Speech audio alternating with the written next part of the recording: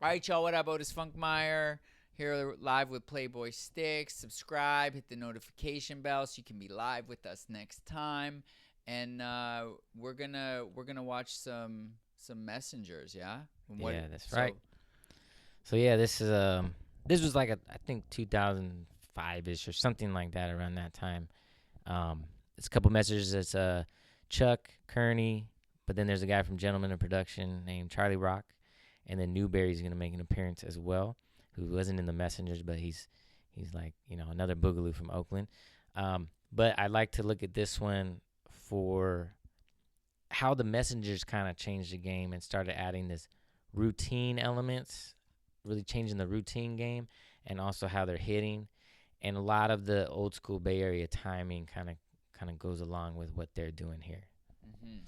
Awesome. So, for those that happen to click on this and don't know, these are all the groups he's referenced are legendary groups from the Bay Area, and be sure to watch some of the other commentaries to piece together. This is like the history of the whole shebang. Tick tick pop.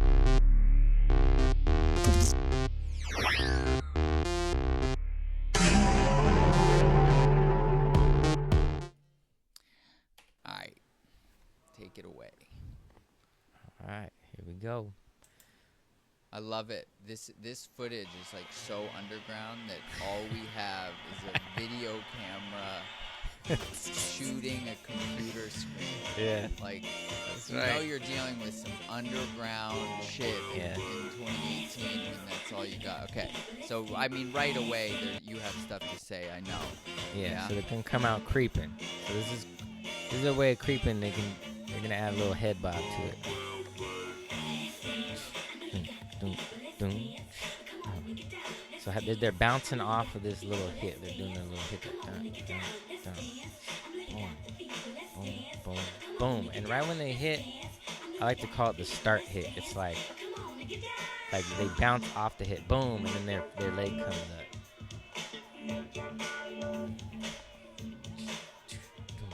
Coming out, obviously dressed. This is something they do when they're doing routines back in the days. They were trying to compete at talent shows with singers, gymnasts, bands. So they had to come with some more than just soloing like they used to do. So they're like, how are we going to do that? We got to do group stuff, choreograph together, got to dress the part, come out with canes. They started being really creative with being theatrical. Costuming. Yep. Props. Right. Clean. How they bounce even that cane. Dun. Boom. It's so interesting to me, looking at this, the overlap of this timing to what we call air posing. Oh, yeah. Yeah, air posing was something the EDs picked up in Sacramento. But I tie a lot of it to what they do for sure. Yeah. When they're boom. Yep. That feels like almost like a precursor to air posing. And some of this routine, I don't know how much they did on the Gong Show, because I know they taught me that one part that they just did a little bit ago. So some of this was done on the Gong Show. I don't know. So the Gong Show is like a legendary performance from the 70s. So what's the deal with this obsession with telescopes? No, that's their thing. I don't know who, but you know what was also these old boogaloos, they'll tell stories. They'll this was a big part of boogaloo, was like trying to act out something, right? So they're, I don't know what their whole story was behind that, but then this move they call the boat. So we talk about ground moves. Sometimes they do this while they're rowing that cane. And it's like they're rowing a boat. But they used to do ground moves too back in the day. Okay. They weren't just, standing up the whole time. Now they're like soldier things happening. Dun. So Kearney's on the left, Chuck's in the middle, and then Charlie Rock from the Gentleman Productions, he's on the right. And Gentleman Production was like later, they were like the latest era of boogaloo. Da, da, da. And what is the latest area? Late 70s? Yeah, into the early 80s. So Kearney's about to vibrate. Kearney was known as one of the craziest vibrators. Yeah, Kearney's crazy. He can vibrate. They said he could vibrate any move that you could do. He could vibrate and do that move. And I've seen him, like, he can still vibrate like crazy, yo. He can do. I was talking to Surf Boogie this morning. Shout out to Surf. He's been hanging out with Kearney, and Kearney could do anything and make it look dope. It's so animated. He said he was in a Harbor Freight and he's pulling out tools and like just coming up with crazy ideas. All right, so this is Newberry. Now Newberry, keep in mind this guy had a couple strokes before this, and so that's why he had the wheelchair. Oh wow! But you know he could still get down. But imagine how this guy must have been. Yeah. Before that. He reminds me so much of Rashad, or vice versa. This is little. Now he moves a lot, so he does more of a constant hitting. Compared to a lot of guys I see. Yeah, he's his very style constant. feels very like swooping. That's a swoop. Oh, okay. Which is a big Oakland move. That swoop. That's one that has a party dance or just a move within Boogaloo? Or do you know? Like a little worm. So okay, worm. Or wiggling worm. I assume it must have come. It's very like, you know, funky soulful. Yeah, it feels like it. But I don't know the history of that one yet. Okay. But yeah, I mean, they would do this stuff while they're partying. Okay, so that was Charlie Rock. So for those that are, okay. He has a little bit more. He started like he's a little later style, right. so he puts a little more wave in. Right. He used to battle actually like Tommy Boy in there, like in the '90s. He would come out too.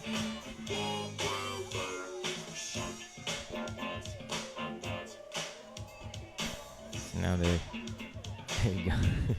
So now I think they kind of just start heading out, but they're still. Look how in character they are. They're like, and how they can just keep doing it. Like they don't leave that character. And that's why some of these guys, when they see new stuff, their value of like character and storytelling was really high for Boogaloo.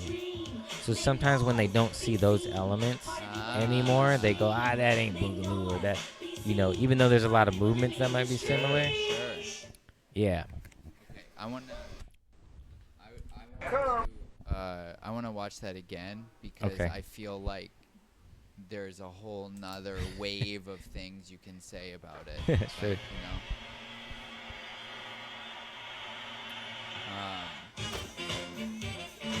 I think so. For those that don't know, part of the interest in this is that in the early 2000s there was an idea that potentially the dance that we call popping did not originate in the Bay Area because they weren't hitting. They were just posing and focused on dime stops.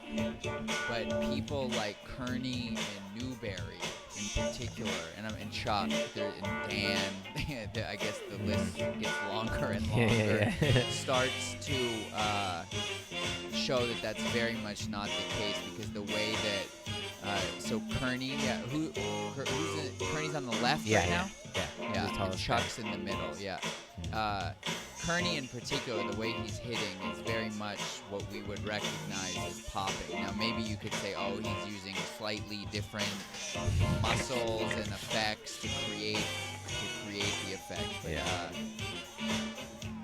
it's not particularly debatable. Another thing I think is interesting about this is that it feels to me that the groove has almost like a natural polyrhythm, like that they're keeping in time with that step while doing different rhythms with the cane rotation, which is part of why it looks so dope, because it kind of looks simple, but if you actually try to do that, to keep this going like this while this does something totally different, it confuses your mind until you get it down. Yeah, and one thing to note is a lot of these Oakland guys were also musicians. Oh, really? And or their families, like live music was a huge thing in Oakland. A lot of people at least did some form of playing music, like even if it's just basic, learning how to play certain instruments and stuff. So these guys really know like music, you know, It's just in them. It's in their families all around them. They would dance to live bands back in the day. This group had their own band. In fact, Tony, the bassist Dwayne Wiggins went to high school with these guys at Castlemont. He would play for the Resurgence in their band called Alpha Omega. Huh. And they would compete. They would have, like, the Resurgence and the Messengers were like the two top groups. They would have battles against each other, and they would have their own bands playing there too, behind them. So it was a big music was hugely part of it, culture. I like the comment on Reality said it interesting how captivating it is, and even though it's not like super dynamic. Yes. You know. Yes. Because we're definitely in an era of like backflips and go crazy as much as possible. They did some of that too. Sure. And they did. Fair. But yeah, what I learned from the old school guys and what I try to do now is taking something simple and making it look, I use the word significant. Like he's saying how captivating, right? It's totally true. Kearney will do some of the simplest things, and you know he's going to hit hard, and you're waiting for it, and he'll come and get that scope out, and then all of a sudden, bam, and every time he does it, you're just like, it just gets you every time. And you were talking about, in addition to the focus on character, about the kind of like commitment, the energy, having the energy. You wanna like because you can. It's perfect time actually for it, because Newberry has that so much. You know, he comes out and he's going for it. Yes. There's nothing timid about it. No. And you see, I mean, I'm a victim of this too. I'm guilty of it too, where I come out and you could tell moments where people kind of like, okay, what am I gonna do next? I'm gonna start doing this now. But these guys don't stop. They just do that, and they keep it simple to an extent. But like everything they do is just 100% into it. Bam, bam. Even if it's a simple move like that. I mean, I would say for anybody that's at a beginner intermediate level, just focusing on stuff like this, like boom, boom. I want to, but just that, being able to hit poses like this really well in a way that is captivating will take you really far. Mm-hmm. If you can make such simple things look dope. Yeah. Then adding on top of that is going to be like even more so. Mm-hmm. And Newberry, especially if you look at his solo, like if that was some dancer today, just that got out in your jam or whatever, who would not call that guy a popper? Totally. Right? Like, but that's an Oakland boogaloo right there. Like he's from Oakland, does boogaloo. Like you can't tell him he's a popper. He'd be like, nah, boogaloo. Mm-hmm. You know what I'm saying? So that's where I'm like, it's totally the same dance. It's just, there was a different era and evolution of it. So boogaloo dance is that a lot of this is based on keeping it on the one, which comes from James Brown, his band's drummer, keeping the beat on the one, which is really the origin of funk. If you want to really understand this, it's really important to understand the musical concept of being on the one, because that was kind of an innovation of what created funk. For sure. So Unreality asks about, does this era of the Bay Area have their own party dances that they're utilizing in this? This actually makes me want to bring up something. I've been talking to Tony Basil recently, and she has said that if you want to learn a dance, the first thing you have to do is learn the party dances that people were doing 4 or 5 years before that dance came out, because that's what's in the bodies of the people that make up the dance. That's a good way to do it. Yeah, sure. I like that. And I would assume that, the mid 60s are a huge, like, just even in just American culture, not even specifically black culture, just a huge swell of party dances, the mashed potato, the swing, the jerk, the pony, Mhm. Mhm. It goes on and on. Yeah. So I would assume that all of that is in these people's bodies, you know? Oh yeah. All that stuff. I mean, that's kind of where they adapt. Like, that's why I say there's the illusion aspect of it, but they mix it in with whatever they're doing party wise, you know. And it I can't you can't always like point out which one came from what. Sometimes it's very clear, but like sometimes it's just, freestyle too, cuz they'd have their like trendy dances, but also people are just doing whatever Right. comes to them. Just like when I get down, when I'm dancing too, I'm not always just sticking, okay, I'm gonna do this party dance and then I'm gonna switch to this one. Right. Like I'm doing stuff Right. in between that's kind of like little variations or little like just do the Just shoulders, whatever you you know. feel in your body. Yeah. Yeah. So, but I do like that idea that it's totally part of what they're doing. Like years before, this is already in their their muscle memory, in their in their being, right? And they're watching their elders do these dances and carrying on that, as well as creating new ones and stuff. So yeah, I don't know if I could point out in that one, in that routine, if there was anything specific. Like you said, the swoop definitely looks like it probably was something similar to. Yeah, for sure. Yeah, I'm just still trying to figure that one out.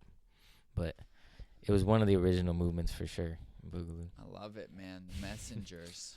Yep.